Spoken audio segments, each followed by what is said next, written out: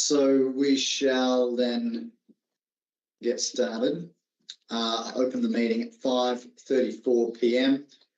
The Curtin Student Guild pays our respects to the Aboriginal and Torres Strait Islander members of our community by acknowledging the traditional owners of the land on which the Bentley campus is located, the Whadjuk people of the Noongar Nation, and on our Kalgoorlie campus, the Wangutha people of the Northeastern Goldfields. We acknowledge and respect their continuing culture and the contribution they make to the life of this university, city, and this region.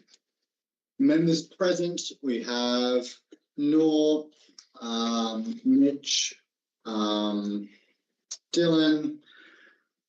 Ben, Bridget, Emily, Hamida,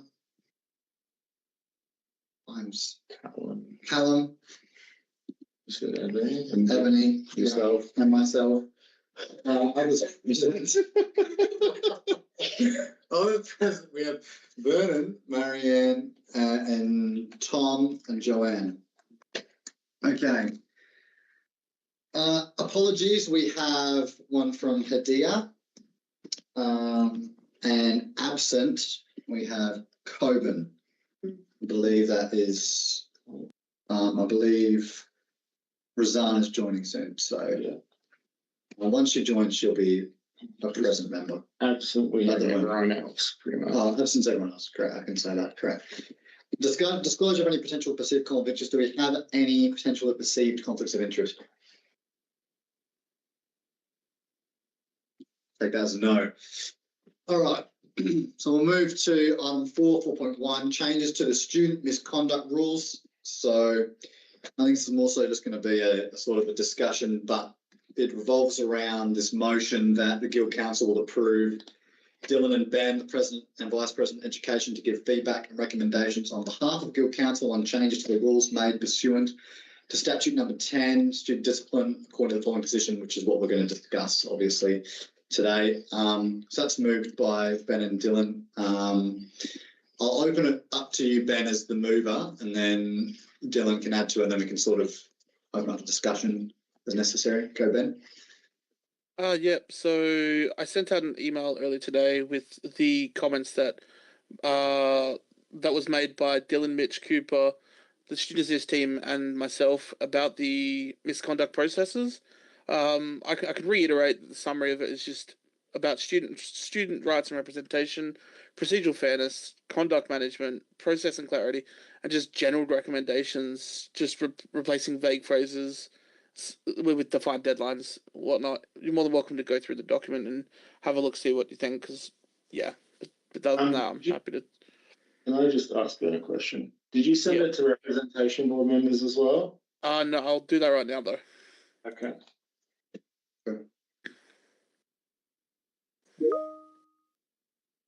Yeah, that's all good, Tom. We'll get that sent over. Ben, I'll get that sent over. Have you started the recording? Should be sent out now. All right, cool. Is that, shall I move on to Dylan then, Ben? Are you all good? Yeah, okay, cool. Go for it, Dylan. Yeah, look, it's broadly, I think these are decent changes. Obviously, there's a number of areas that we want clarification on, that we want to see improved. Broadly, this is something that's gone, I believe, from 3 different sets of rules down to 1 set of rules and 19 pages. Broadly, I think it's a big improvement on sort of the wording that was in place under the old rules. It's easier to understand for students, a little bit less legalese. Some of the comments that we've put in place as sort of recommended for us to endorse are also just around us tidying that up even a little bit more and making things slightly easier to understand. Broadly, I think the comments there are very good, and they're in line of just making it broadly more transparent for students in the best interest of the students that are accused of misconduct, and ensure that the process is as fair as possible, but keen to hear other people's ideas and takes. This certainly isn't a take it or leave it sort of recommendation. Very open to hear any other thoughts and opinions from guild councillors, and we can add those in place and endorse a proposal at this meeting. And for the context as well that's required, like this is a matter reserved to guild council to offer the comment on the on proposed rules changes at the university. So that's why it comes to this meeting and why we have had to sort of call a special meeting, because the feedback period closes at the end of this week, which is well before our next guild council. Okay. Now I think just because I'm sure there'll be a lot of people who want to comment or have discussions, I think what might be good is if you guys could type in the chat if you'd like to have a comment or feedback, and then I'll just go through one by one, and if someone wants to respond to someone else's comment, we can do that before moving on to the next one, just so that we have some order, not 10 people unmuting their microphones all at once saying, hello, I would like to speak. So yeah, if you want to do that now, then we can sort of move forward and open it up. All right, great, Emily. I see your message. Go. You can feel free to go for it, and then if anyone else has to, you can sort of hop in after that. Cool. Yeah. I spoke to about a bunch of this to Dylan before, but yeah, I think that, like, I guess just looking at these rules, I think we just want to like these new changes. I think we just want to have in mind, like, kind of the reality of what like disciplinary procedures already are, which I think there's, you know, already a huge amount of kind of difference in power between, like, the university and students, like, yeah, kind of like David v. Goliath. And I think that if there are changes going forward, you know, we want to kind of make that situation more equal, not less. In particular, I think in the context of 2 years of universities across the country trying to and successfully cracking down on pro-Palestine free speech, but also just activism in general. Like, I think the People's inquiry into free speech, you know, had some pretty horrible kind of examples of people being disciplined for, you know, just like saying, yeah, just things that are pretty very, like, defensible pro-Palestine speech, and, you know, staff being yeah, kind of fired for it and stuff. So I guess with all that being said, I think that is kind of some of the context that these new rules should be taken in, and you know, making sure that students have more rights, not less, from these new rules. And I guess taking that into consideration, I think there's a few things that I guess I'm concerned about. Like, I think there was one, I think it's like 30 or something, that is about confidentiality, that kind of it says it clarifies confidentiality. I mean, I think students should have a right to have things confidential, but I think that students shouldn't be bound by it. Like, it says students have a you know, can tell a support person, can tell, like, you know, if they want to get a second opinion or whatever. But I think that we should add something that says students have a right to waive confidentiality if they want to. I think a kind of positive example of where this has been good for free speech, for students' rights, was last year when Ella and Erin, both part of the Socialist Club, were threatened with discipline for saying "from the river to the sea, Palestine will be free." And they were faced with disciplinary procedures, and they kind of were able to cause a bit of a ruckus, get an article in front of the West Australian, I think it was, get Maureen Faruqi, Anthony Lowenstein, a bunch of people to sign onto this open letter against it. And they, like, if the confidentiality, if students are bound by it, that would mean that, you know, these things that happened couldn't have happened and the university wouldn't have backed down. So I think we should add something that says students have a right to waive confidentiality and go public. And then also just, like, add more general things about that, like, the university should be a place for free speech, that pro-Palestine speech should be protected, that kind of thing. Okay. Thank you. Does anyone have any comments I'd like to speak on regards to that? I'm not sure whether anyone's typed in the chat. So I think now we can just sort of open it up, just general discussion. Anyone wants to say anything, they can sort of just hop in, to sort of make comments if they have any. Cool, Hamida, go for it.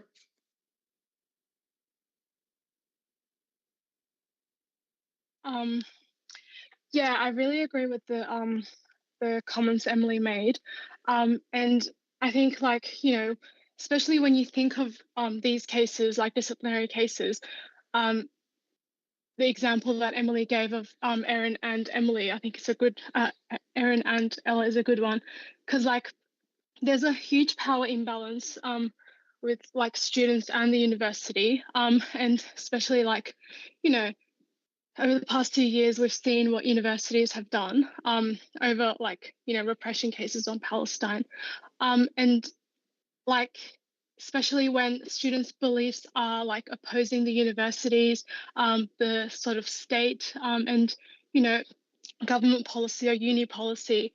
Like I think having a public sort of free speech sort of campaign could be like crucial for that student, because like, you know, if their disciplinary case is you know, they are forced to keep it confidential, I think that only benefits the universities, not the interest of the students to do that. And I think like there isn't enough about free speech, like in this sort of policy, like there isn't enough room, like especially the confidentiality section, I think doesn't clarify, but only make it harder for students to sort of like decide on their own terms. So yeah, I would like to hear more about that from others as well. Yeah, I actually think that makes a lot of sense. I think that section says all matters dealt with under these rules must be treated confidentiality. That sort of doesn't. If it's a matter that's a problem with the student, then the student should have the right to determine whether or not their information is disclosed, and they should be able to disclose that as per their work. I think it's a good point to bring up. Yeah, I think yes, you should be able to talk about your misconduct, but confidentiality is a double-edged sword. And there should be limits. So, say, for example, for a victim of SASH, if the accused is allowed to name them and things like that, that shouldn't be a thing that's allowed. So I think being able to talk freely about your misconduct, but not disclose confidential statements provided, or the people of names involved, mainly just to protect the victims of things like SASH or common assault, or it could be bullying online, or I don't know, all sorts of things where you don't want the accused to be able to further harass their victim by being allowed to disclose the proceedings. So I think that's definitely a very important consideration to take into account with confidentiality. I'm gonna go for it, Emily. Yeah, I mean, yeah, there's like a bunch of different I guess cases that go through these proceedings. So yeah, I think that like obviously we have to take them all into account. But yeah, I think that like, yeah, I'm not kind of saying that there shouldn't be any confidentiality. I think that, you know, students should have a right to it. But I think that like in proceedings where it's like just basically the university kind of starts proceedings against a student, like they should have the right to waive that when it's just them involved or more people involved. They all kind of agree on it or whatever. And yeah, I guess it's like, yeah, obviously we don't want like victims of sexual assault to, you know, be re-traumatized, to be kind of harassed and stuff. But I think we also want, to make as much space for kind of students who are politically repressed by the university to wage free speech campaigns. And yeah, I think, I agree with what Hamida was saying, that it can kind of, like when students are victimized by the university for matters that, standing up against like cuts, standing up against, genocide, like all these things that kind of like target the university's kind of profit, and their bottom line and stuff. I think that free speech campaigns can be like essential, and going to the news and saying all these things. And there's already laws, I'm pretty sure, that mean that like you can't say the name of like sexual assault victims and stuff. So I think maybe I'm wrong, but I think the laws kind of cover that in a way. If not, yeah, I mean, I think there should at least be a right, like if it's just like a proceeding case against the university. But I also think that like there are cases, where you could imagine like a Israel supporter says, you attacked me, like by saying free Palestine or something. And I think students should have the right to talk about that even if another person's involved. So yeah, I think we just don't want to give the university more power to kind of turn it back on students and kind of make them silent about it. Because I know at UWA you're threatened with more discipline if you break confidentiality, and Finn, one of our members kind of just broke it anyway, pretty bravely. You know, but he was told, you know, when he put up a poster that said free speech is under attack, he was told if he tells anyone that he was being disciplined for that, he would be more disciplined. So I think that is kind of an example of what it can look like when students are basically told to that they can't say anything, and then you're really just like pretty isolated. And you know, there's been a number of students that are disciplined at UWA, but we just don't know who. Like you know, there would have been, but we just don't know who because of this. So yeah, I think it can create a bit of a culture of like you're just really scared. So I think that we kind of want to push back against that a bit. Yeah, that sounds pretty fair. So I just to try and I don't want to undermine what everyone individually has said, because everyone might probably said slightly different things. But from what I gathered, the general gist, to cover sort of what Mitch was saying, if there's another student or someone else involved, then the confidentiality should be determined through a different sort of process. But if it's just purely a case of university taking on a student in a misconduct case of, say, plagiarism or something, then the student should have the right to disclose the information as they see fit regarding their case. Is that generally what we're sort of talking about, or is there something more there? Yeah, Emily. Yeah, Emily. I think there can be cases where other people are involved, that like it would be permissible that the person that's being targeted should still be able to speak about it. Like if there was like a right winger who complained about a left wing person saying something left wing, like the left wing and the university disciplined the left wing person, you know, things that this has happened at like a bunch of universities where right wingers have attacked left wing students. And you know, if there are proceedings taken against progressive students for being progressive, I think they should have a right to kind of blow the whistle, if you will, you know, to make a fuss about it. And you know, like yeah, I don't know really the laws, maybe they can't expose the name of the person or whatever, but I think that progressive, I think students should have a right to kind of like name name the university, but also name if that, and kind of speak about if there's instances like that. And I don't think it's just like a what if. Like there have been instances that have come up in the kind of Palestine People's Inquiry that have shown like Israel supporters, you know, like targeting pro-Palestine activists, getting the university to stamp their foot on them. And I think in those cases, we want students to be able to make a fuss about it and go public if they choose to. So what I'm kind of proposing is that there's an amendment added that says students can choose to waive confidentiality, like if they are the ones that are undergoing the proceedings. Yeah, I can sort of. I don't know whether it's that we're going to Maybe subject to certain conditions, and we can work on the wording of the conditions. Yeah. Like, so like not naming victims, but being able to talk freely about the misconduct itself.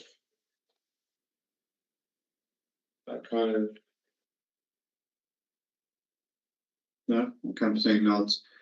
No. Okay. Yeah, I think that would be better than it currently is. Yeah. Yeah. Okay. Yeah, Ben. So this would, in this case, what this considers a subclause, ideally, what 30.1.7 as the subclause to this in the where it reads the academic register may disclose any information, or should it be under B where it's the student or subject may disclose any information? So it'd be 30.1B and then it'd be 5. I actually think maybe 30.1B might need to just be reworded in general, because it says it makes it sound like only under these specific 4 cases can they disclose, but I think it should be rephrased to you can disclose unless it is these. So I think should change the. what we need to agree on is the general principle, because Sure. Oh, sure. we won't get to write the clause itself. We need to get a general principle across, and then the curtain lawyers will write something and we'll say we want this changed and so on. And we can't have a special good counsel every time they make a rewrite, because it's just not feasible to do that. So if we can agree on a general principle, But then Dylan and Ben. and then Dylan and Ben can negotiate that with the university to try and get to a position that's within the the view within what Guild Council has said we want. That makes sense. So we don't really want to negotiate specific wording. We want to negotiate general principles of what we want it to look like. So whether they add a C or whether they add something to B or whatever, that's neither here nor there, as long as the general principle is adhered to. You know, they could completely change how it's laid out to make it work. Okay. Yeah, yeah, go for it, Hamida, yeah. Yeah, I guess like I think the sort of confidentiality section as a sort of looking at the general principle of it, I don't think it like sort of reflects the stuff we discussed about free speech. So would we see like a draft of that before Dylan and Ben is like negotiating with the university? I guess that's kind of a question. I don't know whether the drafts can be shared, but What we'll do today is we're going to write like both, so a general statement of what we want to see in terms of principles. So it could be, one of those things could be, we want students to have a right to talk freely about their misconducts subject to certain conditions to protect victims. Could be an example of the general principle, right? So, and then Ben and Dylan would negotiate with the university to try and get that clause changed to be able to reflect that principle. That makes sense for everyone. So is this document what the university has written or what we have written? This document is what the university has written and sent Okay. out for publication. Okay, thanks for. yeah. So you know, it makes sense. We can't guarantee that any of those will be confirmed or rewritten, but we can definitely, through this motion, approve both Dylan and Ben to do their very best in negotiating and fighting with the university to make it happen. Yeah, that's essentially that. Any other comments? Just open it up. Anyone can have a go. Yeah, Dylan. So I guess on the 30 section, like section 30 confidentiality, because that wasn't explicitly outlined in the document, is the broad sentiment that we're comfortable with saying that it should be written in a way that allows the student to discuss their accused, the accused misconduct, or I guess the if it's deemed if they're deemed to have done the misconduct as well, freely, as long as there is rules in place to protect witnesses, I guess, and that's not witnesses, I guess, protect victims, quite possibly. And if there was a way to word that in a way that probably doesn't need to be, because I could imagine there could be a situation where we could be blocked because it might harm the university, and that's not necessarily the best use that it should be done, particularly in the case where the majority of victims, you know, given the large size of the student population of the university, can be students as well. So we need to be very conscious of the student members that we represent that very well could be victims as well in this instance. So we need to be on both sides of that. You could also argue for like the definition of victim being student, staff member, whatever, or excluding the university type thing, if that's the way you want to go down. So you could define. So we could, yeah, or just say that the people that we are aiming to protect do not include the university. Or yeah, for the purpose of this clause, does not include the university, or something like. So in terms of the general principle, you can't name individuals. Yeah. For example. I feel like it's broader than naming, because I think there can be harm done by someone talking publicly about something Yeah, to like the people person should be who is the victim identified. without them being named. So I think that we do need to be particularly in instances of SASH, or, you know, I mean, we all would love for this not to be the case, but people are assaulted on this campus and in the community, and that's subject to these things as well. So if you allow someone to carte blanche kind of talk about all the elements other than the name of that person, that can also create a lot of harm as well to the broader university community. So you could write something about like cannot say anything that could identify the victim or could identify, you know, something along those. So you could say They've got- something about the gift office and it Yeah. might identify or a someone. club member, or Yeah, you know, stuff like that. yeah. Yeah. Oh yeah, Emily, yeah, go for it. Yeah, I guess I'm just worried about the term victim, just because like you know, like when I was disciplined for yelling at Mama Gowan, like they did just refer to him as the victim, and it would have been a terrible situation if I wasn't able to, you know, talk about it, and I publicized it, and it was put a lot of pressure on the university, and got my and you know, got my my kind of ban off the campus halved. Was a bunch of it was the public campaign. So I think that like yeah, like I think we would just want to be careful with victim, and like that there's no staff or student member you wouldn't be able to name, or no person that's a victim, because you know the university do just classify you know, right-wing students like the Mark McGowans, like all these people kind of victims. So I think maybe we could be a bit more specific and just say like students can't name like maybe victims of like sexual assault or assault, like, you know what I mean, because I think that they just, yeah, like that was just the term that was used for McGowan, and I think that it, like, you know, in the eyes of the university, if a left-wing student, if pro-Palestine student says something pro-Palestine, a pro-Israel student is offended, they're the victim.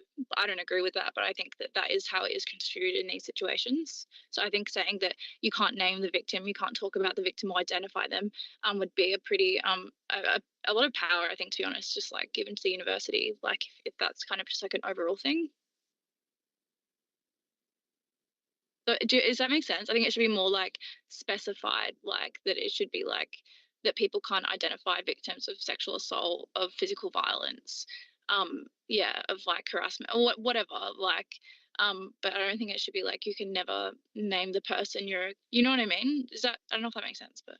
Yeah, I think we're getting to a tricky location though, because I mean, to not dwell too much on your particular case, Emily, I would imagine that could be very easily just like determined by the university to be a case of harassment. So I'm not going to like, I'm sure they could make that argument quite easily. So I think it's also can be used in that way. I can be tricky. I mean, I understand where you're coming from. I do wonder whether this needs to be a broad sentiment that we agree on here, and maybe do that wordsmithing slightly Just later. Yeah, because it is hard, and I do think that we do need to lean quite heavily towards the interests of the vast majority of the victims, in particularly in instances of general misconduct that come through the university, which are people that are either students that we represent, or broader members of the community, which are generally staff, and there's instances of things that happen like assault and those kinds of cases as well. So yeah, no, I'm very understanding of that.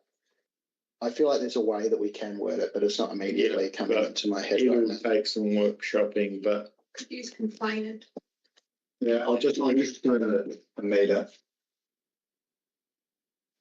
I was thinking, can we like add a section on political free speech, or like cases against like sort of students' political beliefs or something like that, to specify sort of like exceptions in confidentiality, like especially giving students more freedom, because there is a power imbalance between the university and sort of the student. Okay. I don't know whether there's a way. I don't know whether that's it. is there a way to rephrase that in the.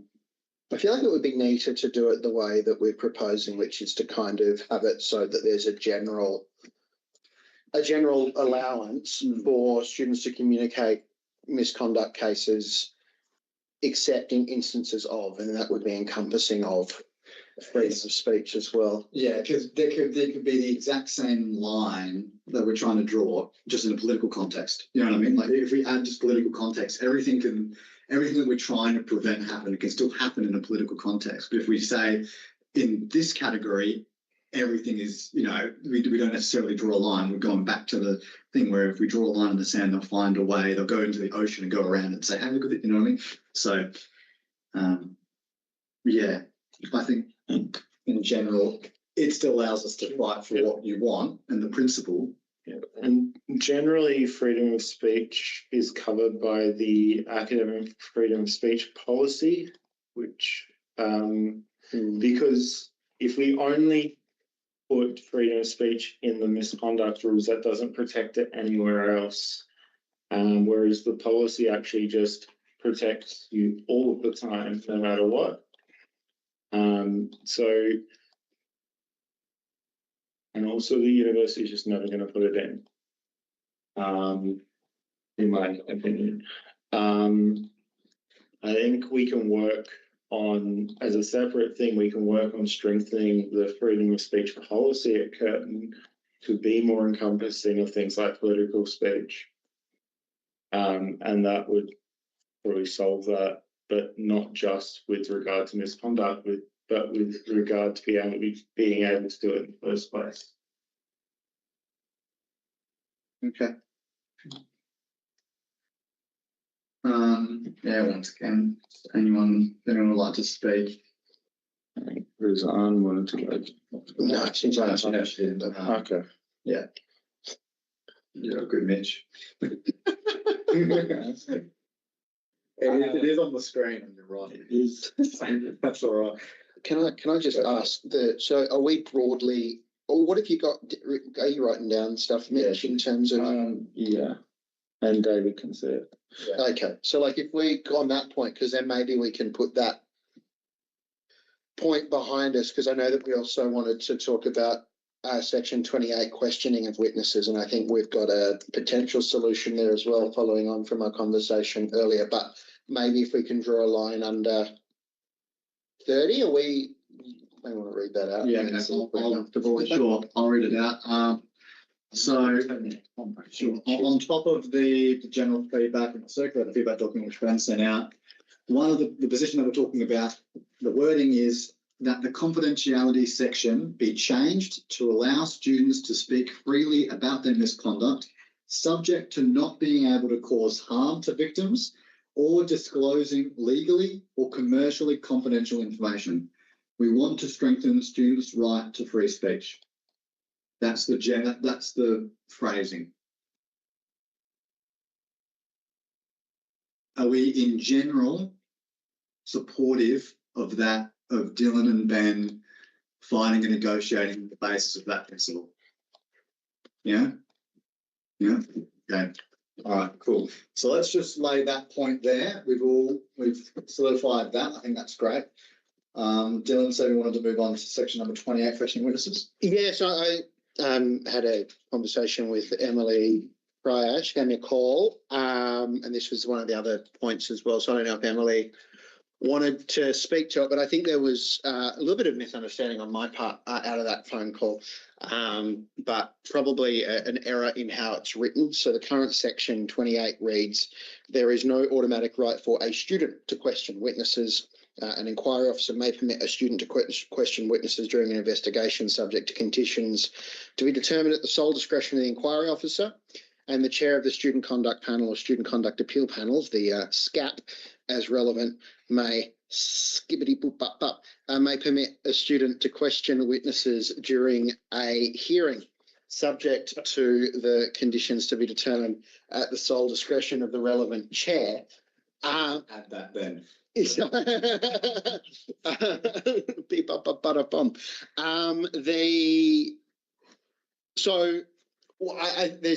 a gap here. I read this in the first instance as reading the student that is the member of the relevant panel, because there's a student member of the panel, and that's not explicitly clear in this. So the student who is a member of the panel should have the right to question people as they're a member of that panel.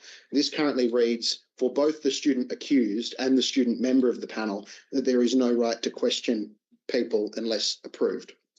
So we believe that the section here should say there's no automatic right for the student accused of misconduct to question witnesses, more or less. Basically, you're changing that word from student to student accused of misconduct. And then there should have a point about all panel members being able to ask questions of witnesses. The current wording is ambiguous on whether it means a student accused or a student panel member. And then possibly as a workaround, because an enhancement of protections, is once again, say in instances of assault, harassment, SASH, you don't want a student accused of that misconduct to be cross-examining their victim.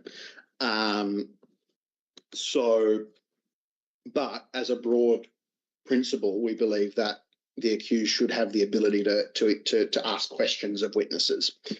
So the potential workaround and the potential solution to this, rather than workaround, probably solution is a better way to say it, is the student accused should be allowed to send a list of questions to the inquiry officer or chair that the inquiry officer or chair will ask, so long as they are reasonable and relevant. Which essentially creates that little bit of a barrier between a cross-examining a victim, but also allows an accused person to ask reasonable and relevant questions that can aid a panel in making that their relevant decision. I will just quickly say on the basis of that, I didn't get the second half, but I'll just about how the differentiation between the definition of student and the definition of student conduct panel. At the beginning, it does say that student is someone who is enrolled and someone who is inquired by the panel or something like that. And it says the student conduct panel is engaged or is defined under Schedule 1, and they do differentiate between student conduct panel. The definition of a student at the start doesn't say that it's someone who's accused, a student. Yes, yeah, I haven't read it. I'm just saying. I'm saying in that section. There's also the person who's the student member of a panel is enrolled, is undertaking classes, meets that definition. Right. Of the word. You're saying the student member of that panel is the problem here. No, the student member of that panel should be allowed to ask questions. That's what I said. Yes. Yeah. Yeah. Yeah. Okay. Yeah. And the other thing I was going to say is that with the reasonable and relevant, if your questions you believe are reasonable and relevant, and the chair or inquiry officer says no, I'm not going to ask that, that's grounds for appeal right there, because they've stuffed up, and then it goes up another level, and eventually you can take them to court, and then a judge decides what's reasonable and relevant, and it's not the university. So, yeah. Yeah, that's why it says reasonable and relevant. Yeah, Emily? I just have a question about what Mitch just said, like of how you take things to court, because yeah, I mean, I feel like it's not really that explicit, like how you can, like, obviously there's like you can have a neutral appeal or whatever, but it's like done by the university. You don't even get told you have a right to have a lawyer. Like it's like a kangaroo court basically. And so yeah, I mean, if there is a right to take it to, you know, a more like like a legal court, or to have a right to have a lawyer, I mean, just generally I feel like it'd be good if that was more spelled out, because I feel like it's not that clear. Joanne could probably cover this better than I can, but the next thing you can do is take it to the student ombudsman, and then I think you can sue them in the Supreme Court, Joanne. You don't even need to wait for the process. As soon as you get an allegation, you have the right to access a lawyer at any time. It doesn't explicitly say that you do not have the right to a lawyer. So it might be a misunderstanding on the student's part, thinking that they have to go through that process, because the restriction is the ombudsman. And that's where if a student goes directly to an ombudsman, the ombudsman will let the student know that you have to go through the university's process first before they look at the case. But for a legal matter, no, they will. There are no restrictions. It really just is dependent on if the lawyer or the legal service wishes to take that case. So there's definitely been instances where students have engaged with a lawyer in the first instance of when they received the allegation.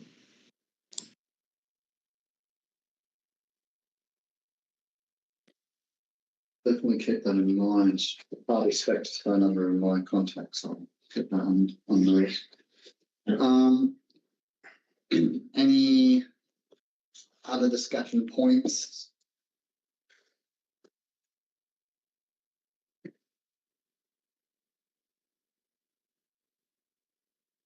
Yeah.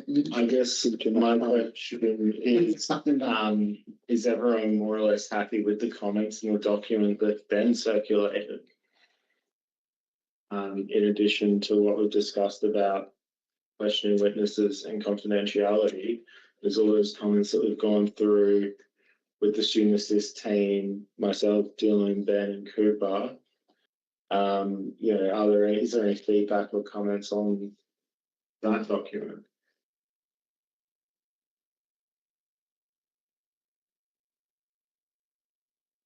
How should we phrase the?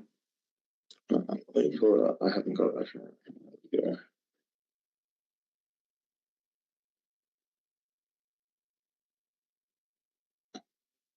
I think we should word it out questioning witnesses. I'm sorry. Okay.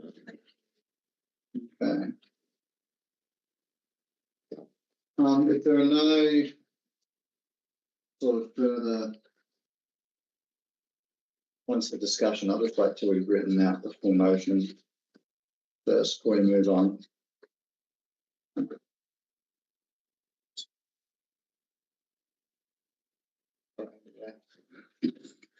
That's sort of what we're just writing on at the moment. On Mitchell Craig. It's actually both of us. I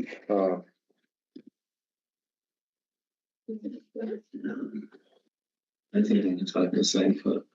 So basically that the student accused may submit questions to the inquiry officer or chair as applicable, and that those questions must be asked of the witness, provided that they are reasonable and relevant. Wait, those questions.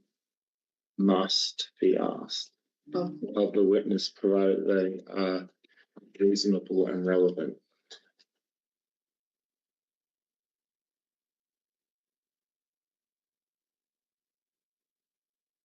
Okay. Are we thinking, John, should I read it out or do you want to further refine it first? What do you think? Oh, really? Yeah, you can't put it in. Yeah, that's good. That's good.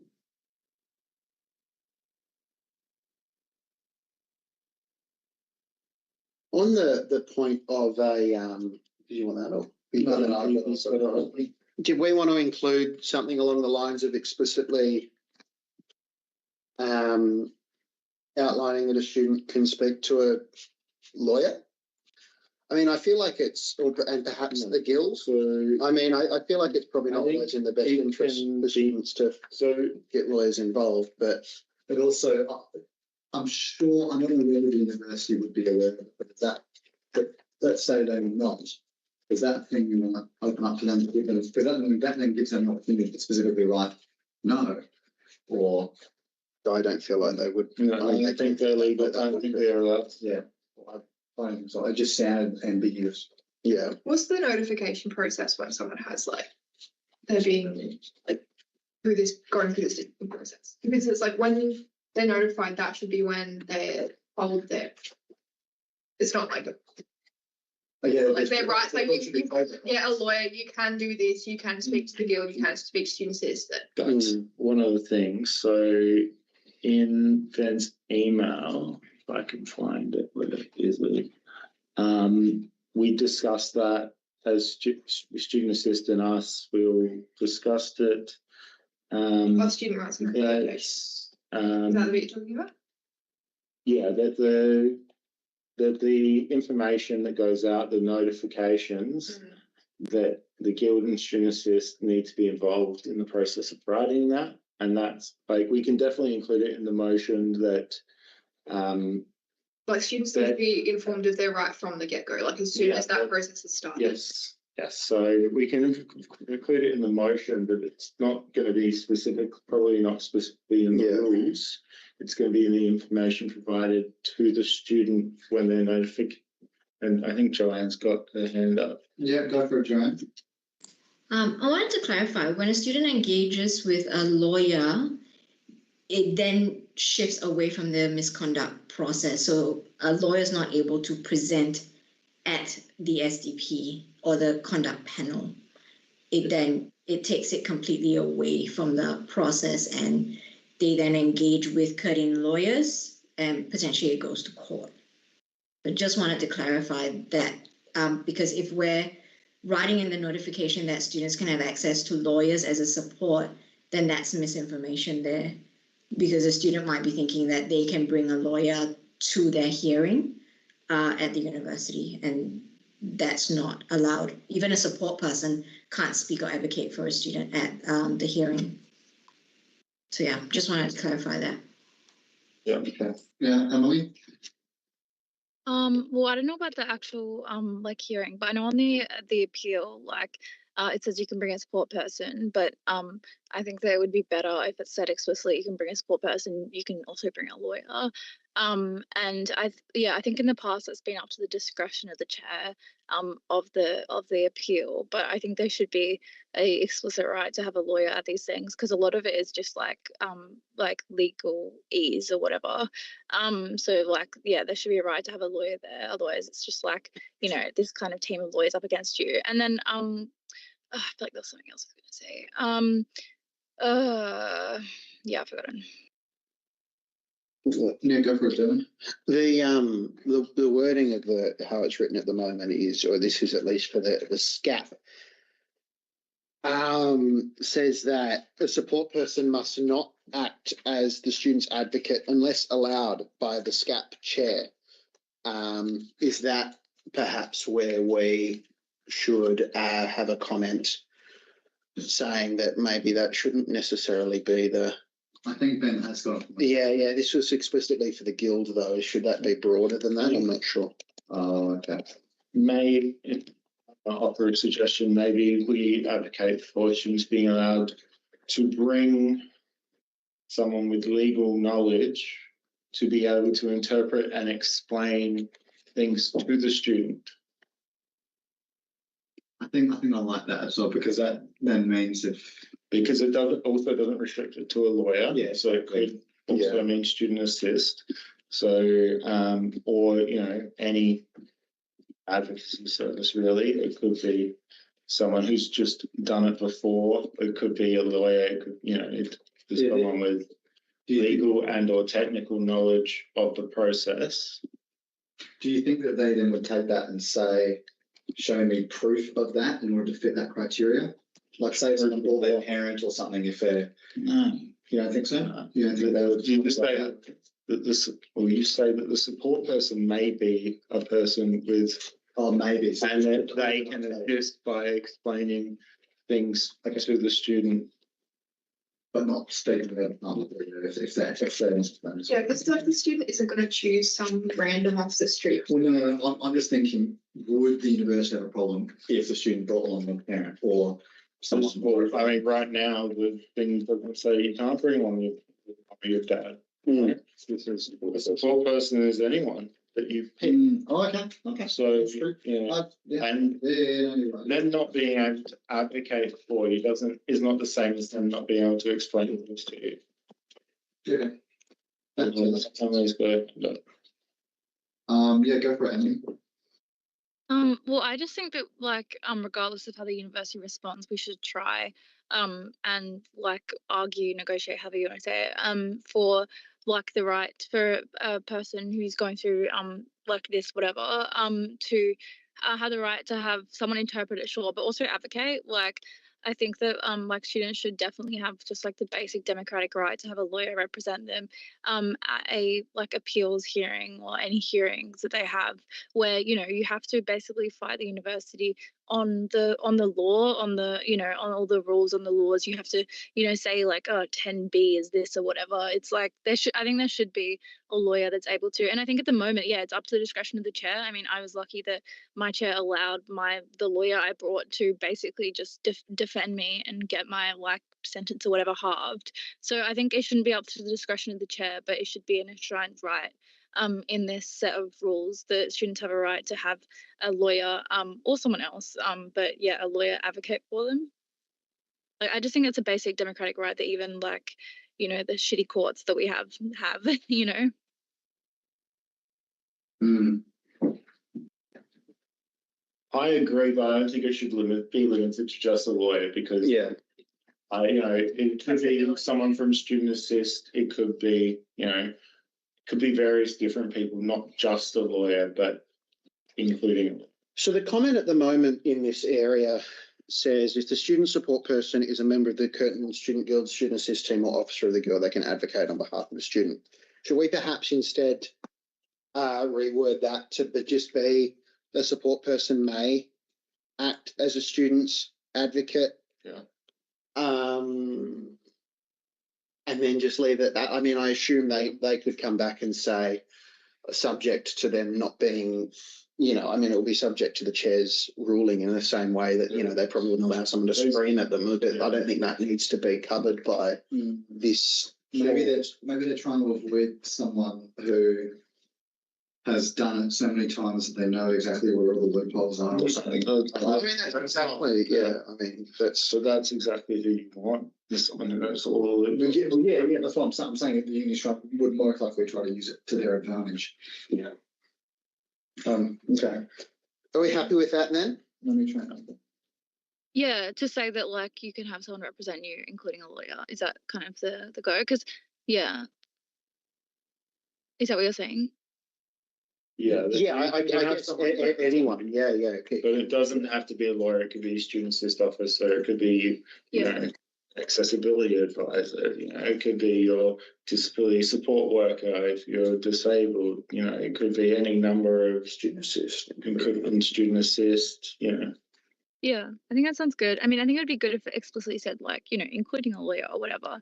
But yeah, I think on this, like the more it's enshrined, the less discretion, like the better in a way. Because I think in the instance of on lawyers, I think that it can. I think these areas of university sort of rules and governance, like if I was in a pickle, I would much rather someone from the Guild Student Assist Service go up than that sort of any lawyer off the street. So I think there's also a student harm case for us to say explicitly lawyer, because I feel like that can actually lead people up the wrong path and incur a lot of extra fees and the sort. I mean, I would say that the best instance for the vast majority of cases is to come to the Guild and to get advice on sort of the path forward, and that can include things like legal avenues. But I don't know if we necessarily want to explicitly, because ideally, we want this document to be easy enough to understand so that any sort of student can pick it up and broadly understand what the process is. And I don't want someone to pick that up and say, I need to call a lawyer, because I mean, the vast majority of cases aren't actually that serious that go through here. There are obviously serious cases and we need to write the rules that apply for all of these different cases. But lawyers' expertise in this particular area of university conduct is always not necessarily always the best. There's probably a handful of decent lawyers out there that can do this area in the sort of at the level of a student sort of conduct appeal panel or a student discipline panel as well. But, I mean, I know Joanne's got her hands up there, so we'll go to Joanne. I wanted to say, I noticed that there isn't a definition of support person. We've definitely asked the university that previously, and they haven't shown us an official definition of what a support person is. So it looks like it can be quite broad to also encompass a lawyer.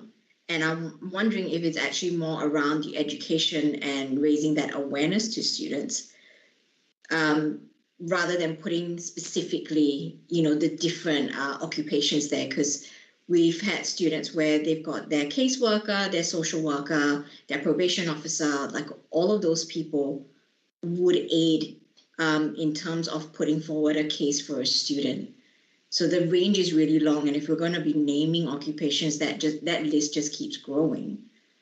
But is that more of an awareness to the student and potentially also adding into the notification that a student gets, rather than being so prescriptive in the rules itself? Yeah. Yeah, I'll go to Emily. Yeah, I mean, I feel like the first thing about raising awareness or whatever is just, yeah, like you can have it in the thing, but in the email it's sent to you. But I think it also should just be in the rules that students, like explicitly, students have a right to have an advocate that's a lawyer. Maybe it's better to go to student assist, whatever, like, or maybe, maybe it's better to not incur fees or whatever. But I think that students should have a right to have a lawyer, and these are the rules. I think we have to keep in mind that we as students aren't just reading, but the university's reading. And so I think that, if a student wants to get a pro bono lawyer, expensive one, whatever, like to defend them, like in these kind of things, they should have the right to. And the university shouldn't be able to turn around and say, oh no, it's up to the discretion of the chair, or you can't have an advocate or whatever. Like I think that, yeah, like maybe we can advocate for students to go to student assist, but I think just having in the rules, like more explicitly, students have a right to have an advocate, that including but not but not only like a lawyer, I think is like, yeah, kind of different to other occupations, to be honest. I don't think it's just like another occupation. It's like the whole proceeding is basically based on the law, and I think it's not that obvious, and in fact not an enshrined right that you have someone that whole practice is the law, that you're able to advocate for you. So yeah, I mean, you can add other occupations if you want, but I just think that lawyer is like a pretty particular important one, considering the whole process is, yeah, one of interpreting and arguing on the basis of the law, and that's what lawyers do. So yeah, I mean, you can say student assist as well, but I think that like it is just like a basic democratic right that should be enshrined in this document, to be honest. We definitely don't want to undermine that right. But just, I'll go to you, Emily, in just a second. Yeah. Just after that, just on that point, just on Dylan's point, if someone is going there for a very minor cause, I know we're writing the rules for both major and minor. If someone's going in for a minor situation and they read the rules and they see the word lawyer, that might put the wrong idea in the person's head as to the expectations of the proceedings beyond what is written in the proceedings, if you know what I mean. Go ahead, Penny. Yeah, I think in the rules, this is my opinion, the rules should just be like a support person, and it'd be very broad, because it could be anyone from literally being a parent, family member, all the way to a lawyer or whatever. And then in the email, I think it should be you speak to student assist, and then the student assist person goes, these are the people based on your misconduct are the best people to go to.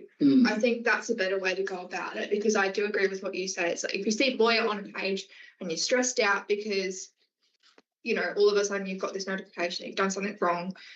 I think having lawyer written in the rules is going to be just an additional stress. Plus, lawyers are very expensive.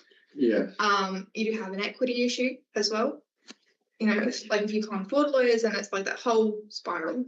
So I do think if we leave it broad in the rules, it's a better idea. And then in that notification that goes out to students, you put in, speak to student assist. Or personalised support or something. Yeah. The idea that the recommendation to get a lawyer should be personalised, Yeah. I think is a really great idea. Because if it's just a very minor thing and you go, I know for me personally, I would go, okay, I would probably have a huge reaction to that, probably quite a negative one, and would probably go ham at trying to find. Yeah, fight or flight. But it's not a foreign thing, that's something that I'm sure most students would feel. 100%. So I think definitely just having it simply speak to student assist about personalised support in that initial notification, and then the support or the support person defined in the rules is purposely broad. Yeah, go for it, Emily. I've got to go, but yeah, I guess why I'm like banging on about this is just like in the examples that the counter inquiry into free speech and the oppression of pro-Palestine speech on campus, there's a bunch of examples where students have faced disciplinary procedures, and universities have weaponized rules that are vague and broad, like the ones that are being suggested, to say you can't. It's actually ridiculous to say that, like, in appeal or in, when you can have an advocate, but they can't have done a single unit of law, like shit like that. Or like you can't have someone that has a law degree or done a unit of law, and it's like pretty crazy. It's like you're thrown in there, you have to understand the law by yourself, and you're told you can bring a friend as long as they don't know a single thing about what's going to be helpful to defend you.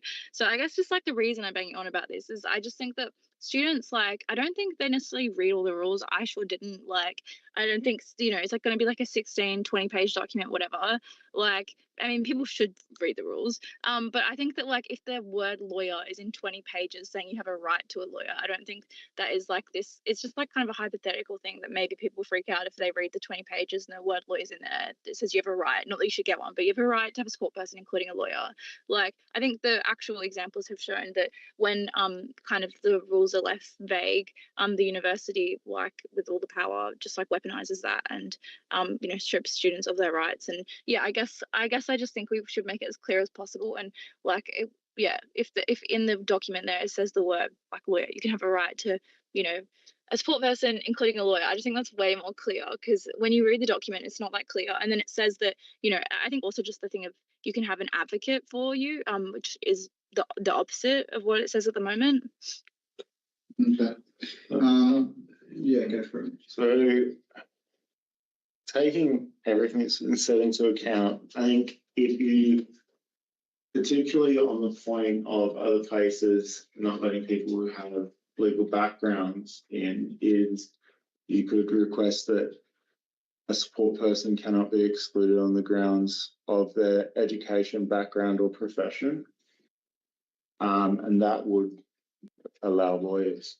But I'm saying that in order for them to interpret it that way, the word has to be there for them to interpret it in that way. It has to be open for interpretation. I can't see how they. Nothing in these rules, as they are, precludes a lawyer from being a support person.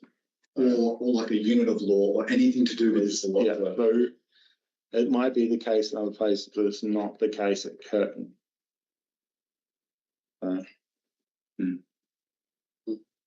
We'll take the feedback on board. Now we've written, unless there are any other comments, I'll just briefly read out the drafts. The 5 dot points we've written, 5 parts, A, B, C, D, on top of the general feedback written in the Word document, which says, so part A, which is what we agreed on before about the confidentiality section. So I'll read out again, that the confidentiality section be changed to allow students to speak freely about their misconduct, subject to not being able to cause harm to victims or disclosing legally or commercially confidential information. We want to strengthen students' right to free speech. Part B says that in regard to questioning witnesses, the student accused may submit questions to the inquiry officer or chair as applicable. Those questions must be asked of the witness, provided they are reasonable and relevant. And then part C says that the university, in the first notification notice, provide information related to the student's rights and/or options when presented with academic misconduct. Part D, that the Guild be involved in the drafting of templates for misconduct notices sent to students. And part E, that the support person be allowed to advocate for and explain proceedings to the student. So those are the 5 dot points, A, B, C, D, E, that we've written out as part of the motion for the positions that we should generally support Dylan and Ben to fight for against university on adjusting the student misconduct rules. And the general feedback in the document. On top of the general feedback in the document. Are there any further comments, queries, feedback on that? If not, I'll move to a vote, just to give everyone a heads up. Okay, all right. After seeing no further feedback, I will go to a vote. after Mitch does some maths with his finger. We're good. 10, we got, right, okay. We're still got court. So, this doesn't need to be absolute. No, that's just.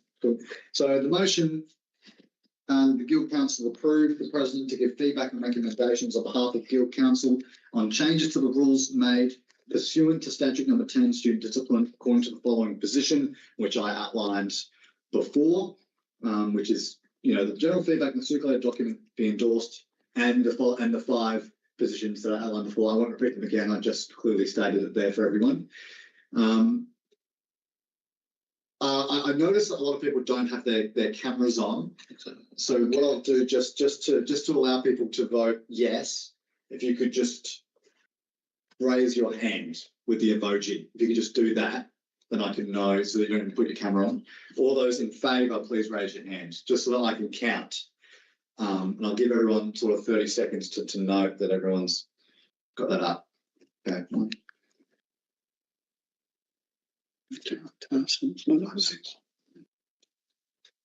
Okay. All those against?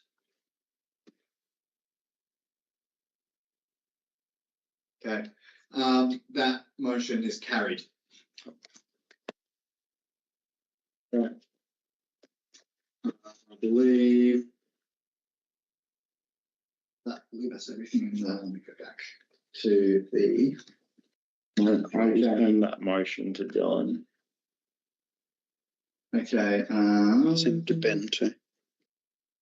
Okay. So if that is all, I will note that Nor left at 6:24 p.m. Marianne will get it all. Okay. Okay, great. Other than that, I will close the meeting at 6:40 p.m. Cool. Thank you, everyone. Thank you. Just a little